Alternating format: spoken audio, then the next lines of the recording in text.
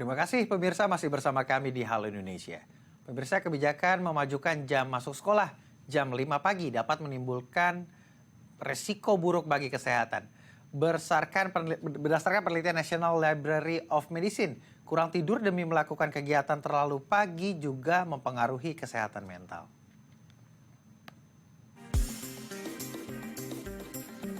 Beberapa hari belakangan, ramai diperbincangkan mengenai aturan masuk sekolah di sejumlah SMA di Kupang, Nusa Tenggara Timur. Aturan tersebut mengharuskan para siswa dan guru masuk sekolah pada pukul 5 pagi. Selama ini jam kegiatan belajar mengajar di sekolah dimulai pada pukul 6.30 atau 7 pagi. Bagi sebagian orang, pukul 5 pagi dianggap masih terlalu pagi untuk aktivitas belajar di sekolah. Sebuah penelitian yang dilansir dalam National Library of Medicine menyebutkan anak-anak yang kurang tidur dapat beresiko besar alami alergi rinitis dan masalah yang berkaitan dengan imunitas tubuh. Selain itu, dapat mempengaruhi mental anak. Dan untuk membahas mengenai seperti apa dampak kesehatan dengan kebijakan masuk sekolah jam 5 pagi, kami sudah tersambung bersama Dr. Andreas Prasaja selaku dokter sekaligus praktisi kesehatan tidur dan konsultan utama snoring and sleep disorder. Kita akan berbincang bersamanya. Selamat siang, Dr. Andreas, apa kabar? Selamat siang, baik. Gimana kabarnya? Alhamdulillah baik. Dok, ini masuk jam 5 Ya. pagi. Kebijakan ini ada yang bilang sebagian pihak ini akan melahirkan SDM yang unggul begitu. Tapi sebagian pihak mengklaim kalau ini justru pola yang salah. Ini akan menurunkan fungsi kognitif. Bagaimana kalau dokter melihat hal ini? Gini, pertama kita harus melihat bahwa kesehatan tidur ini sebagai sesuatu yang penting dulu. Ya, jangan melihat bahwa tidur, ngantuk itu sebagai kemalasan, nggak ada hubungannya. Ya, karena ini adalah kebutuhan dasar. Bahkan yang paling penting, di mana kalau tidur kita sehat, ya, kita jaga makan dan lain sebagainya jadi efektif, gitu kan, olahraga juga jadi baik. Ya, tapi dasarnya adalah kualitas tidur. Nah, dalam kesehatan tidur yang penting ada dua hal. Yang pertama adalah kecukupan tidur. Kita tahu orang dewasa butuh tidur 7-9 jam. Yang kedua adalah circadian rhythm atau irama biologisnya nih, irama sirkadian, ya. Jadi kalau untuk anak-anak remaja, dewasa muda ya, mulai usia 14, 13 gitu ya, sampai pertengahan 20-an, itu masih butuh tidur 8,5 sampai 9,4 jam. Nah, tapi kita harus perhatikan juga jam biologisnya. Jam biologis itu artinya kan di dalam tubuh kita nih ada detak-detak kehidupannya. Jam berapa kita aktif, jam berapa kita ngantuk, jam berapa kita lapar. Kan semua ada waktunya. Nah, ini kan ada jam biologisnya yang menentukan. Nah, sekarang circadian rhythm atau jam biologis pada anak remaja dan dewasa muda ini punya yang berbeda, ya. Jadi kalau jam 7 masuk sekolah aja udah salah. Gak sesuai dengan jam biologis remaja dan dewasa muda. Ya.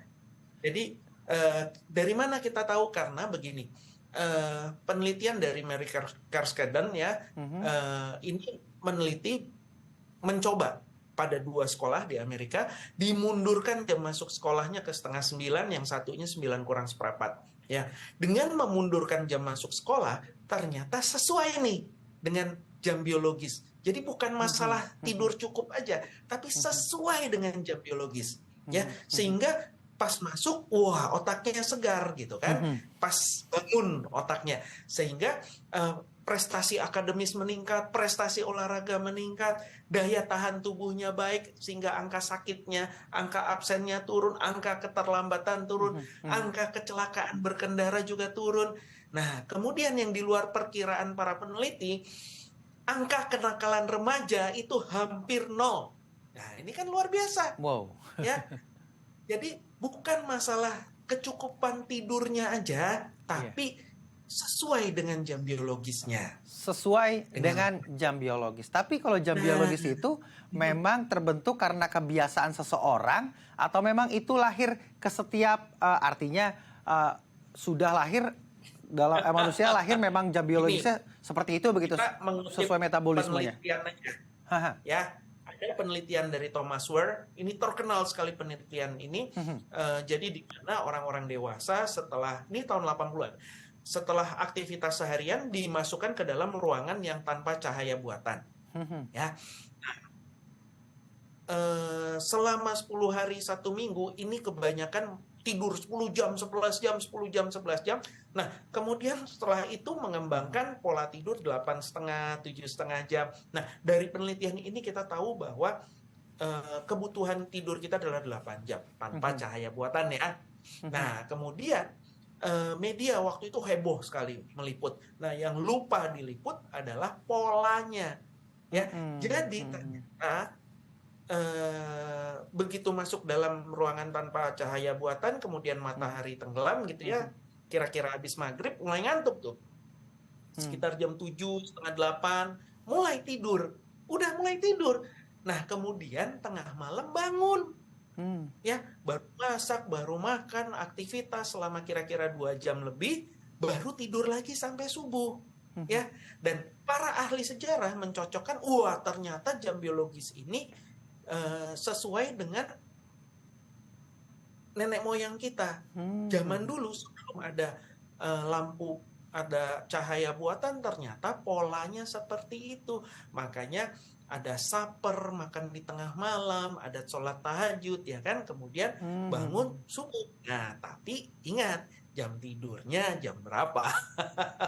Nah, sedangkan circadian rhythm remaja ini sedikit unik, berbeda ya pada usia dewasa muda.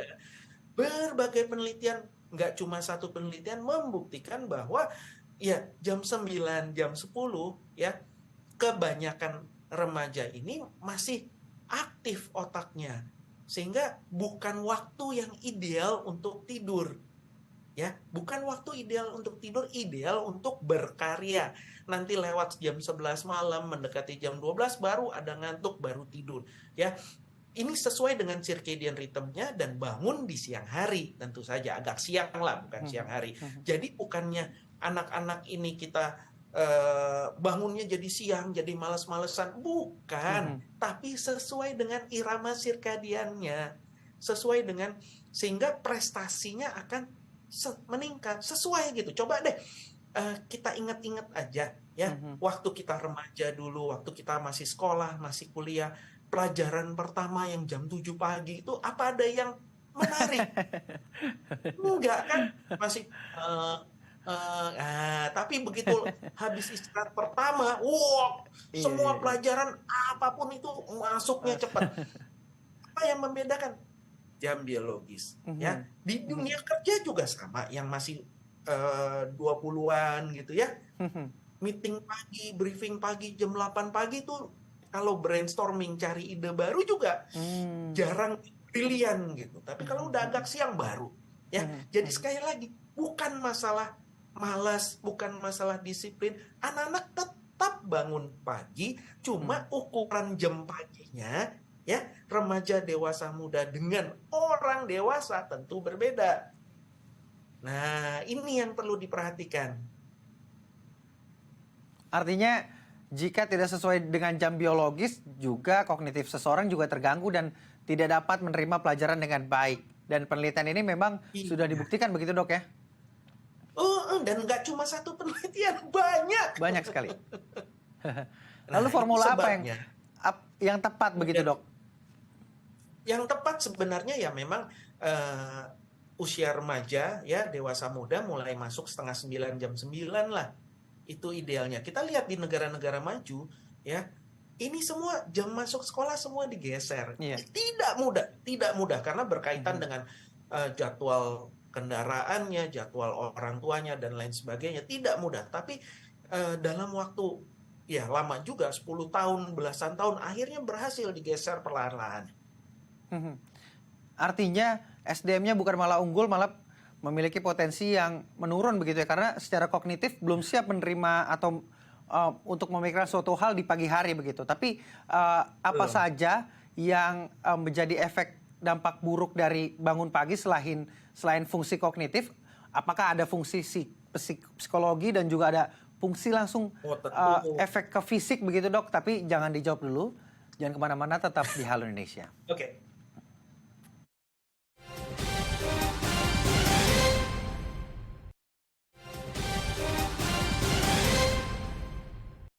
Terima kasih pemirsa, masih bersama kami di Halo Indonesia, masih dalam pembahasan terkait kebijakan bangun masuk jam 5 pagi di Nusa Tenggara Timur begitu. Dan apakah ini memiliki dampak buruk? Kita masih berbincang bersama Dokter Andreas begitu. Dokter Andreas, ini efek terhadap fisik apa saja dokter? Apakah ada resiko-resiko penyakit juga yang mengintai para siswa nantinya?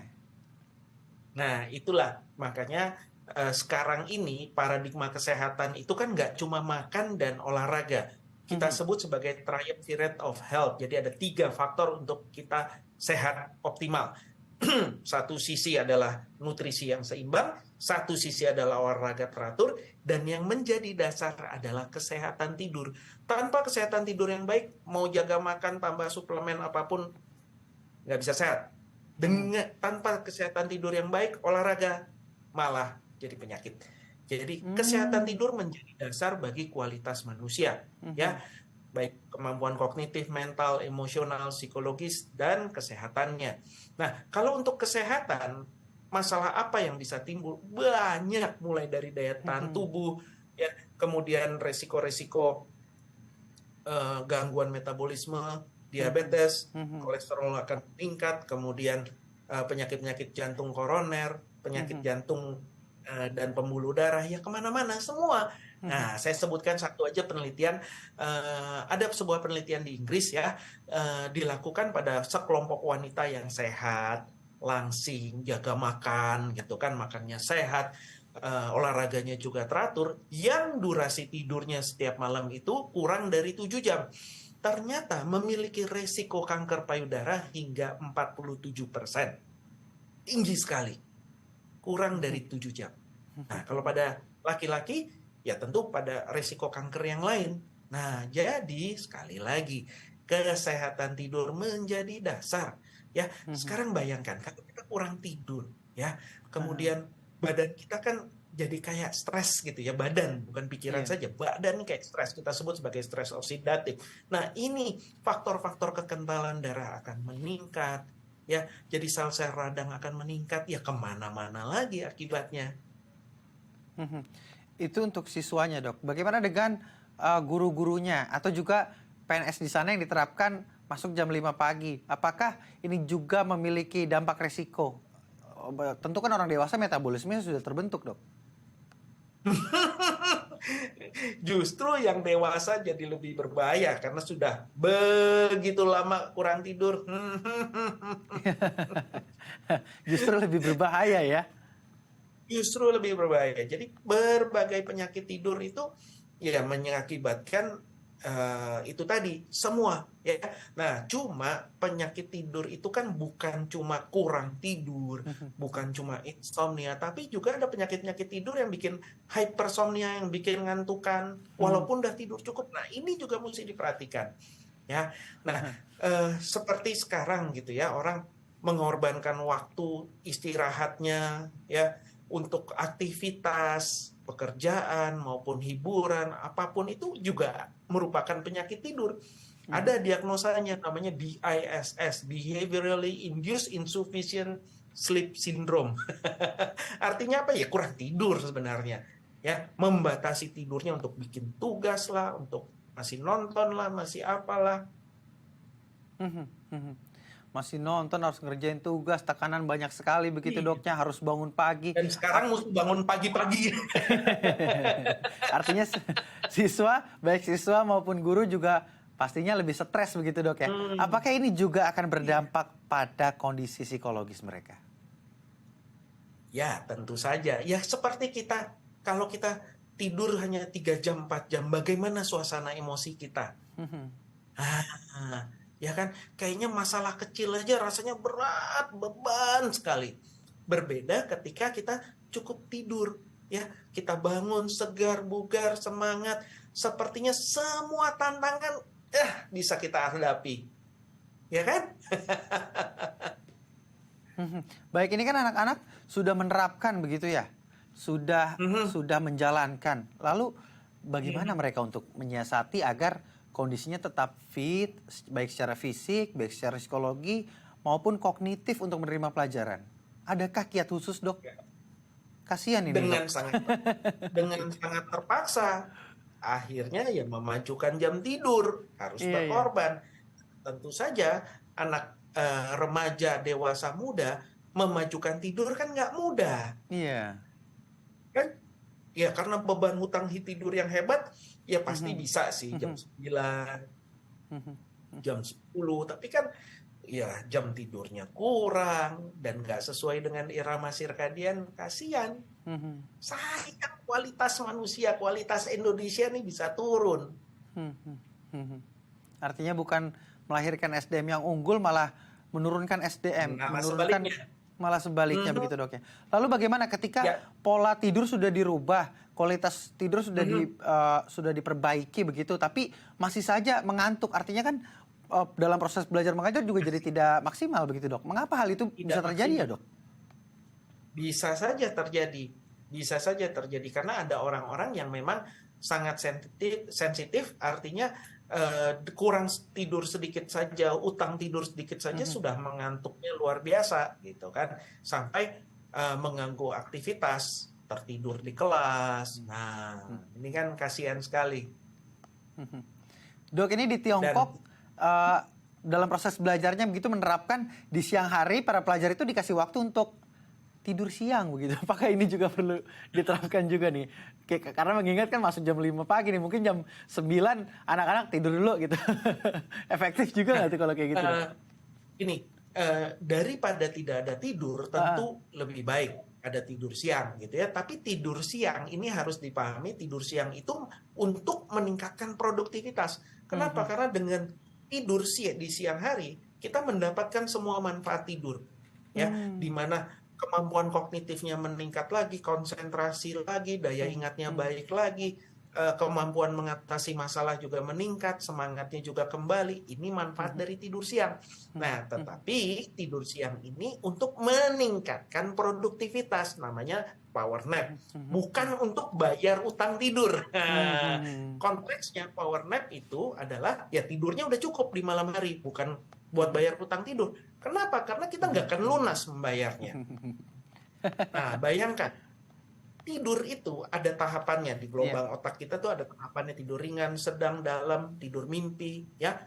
Nah, satu siklus di malam hari itu baru tercapai kira-kira 2 jam, ya. Sedangkan di siang hari 15 menit, 20 menit udah full satu siklus. Ya tentu saja akan berbeda, Mhm. ya kan? Iya. Baik ya yang panjang malam hari, siang cuma 15 menit, 20 menit, ya udah satu siklus. Ya, Mhm. ini Mhm. makanya muncul mitos gitu ya, Iya. bahwa oh tidur yang penting kualitas, bukan Mhm. bukan durasinya. Ya ini benar kalau tidur siang karena pendek tidur siang, Mhm. rasanya bangun udah segar gitu kan. Iya. Nah kalau malam kan nggak bisa ya. Sekarang kita butuh hormon-hormon kita, metabolisme kita supaya lengkap kan kita butuh tidur yang panjang. Nah ini cuma 15 menit, 20 menit udah satu siklus. Paling bisa kalau remaja masih bisa tidur 2 jam, 3 jam. Ya siklusnya kan berbeda tetap dengan yang malam. Jadi Mhm. kemampuan tidur siang kita tuh nggak sehebat di malam hari. Mhm. Ya, Mhm. kemampuan tidur Baik. siang kita tuh pendek. Apalagi yang Mhm. udah dewasa, Mhm. 15 menit bangun udah segar.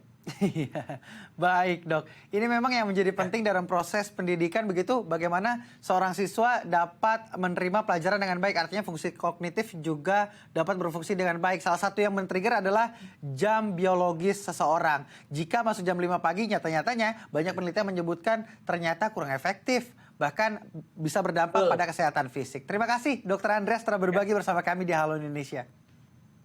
terima kasih, Selamat senang bisa beraktivitas. berbagi. Yuk.